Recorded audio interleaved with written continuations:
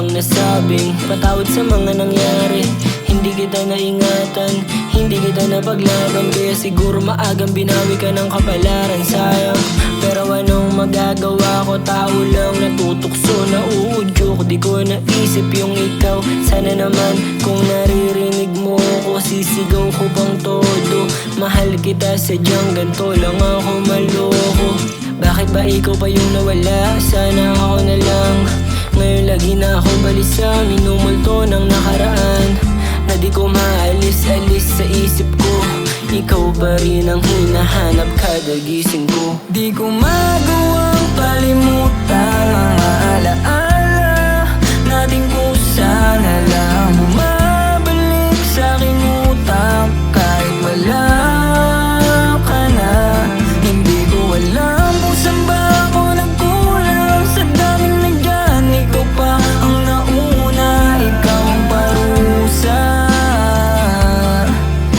Sa dami ng kagaguhan, grabing parusa ang nadama ko simula nung ika'y umalis. Puro pagdurusa, nararamdaman sa gabing ikaw ay namimiss. Hindi ko makusang kalimutan kita, lalo na't di kita matiis. Ikaw ang babaeng na unang nagpadama ng halik sa aking bibig. Ilang katanungan sa aking sarili na ako mismo di ko masagot.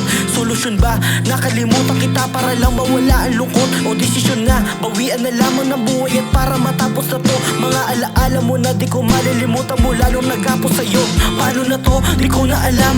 Ano nga ba ang dapat kong gawin? Paulit-ulit lamang na bumabalik kapag umaharap sa salamin. Laging umaasa na balang araw tayong dalawa ay pagtatagpuin. At kung mangyayari yun, pinapangako kong araw-araw kitang mamahalin. di ko magawang kalimutan mga alaala natin kung sana lang bumabalik sa aking utak kahit wala ka na.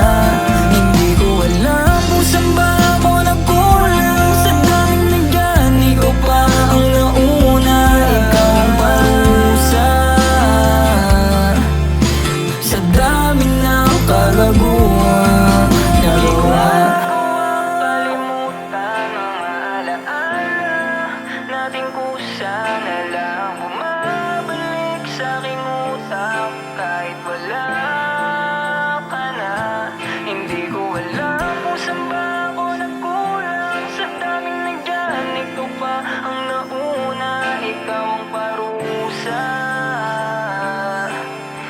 Sa dami ng kagaguhan.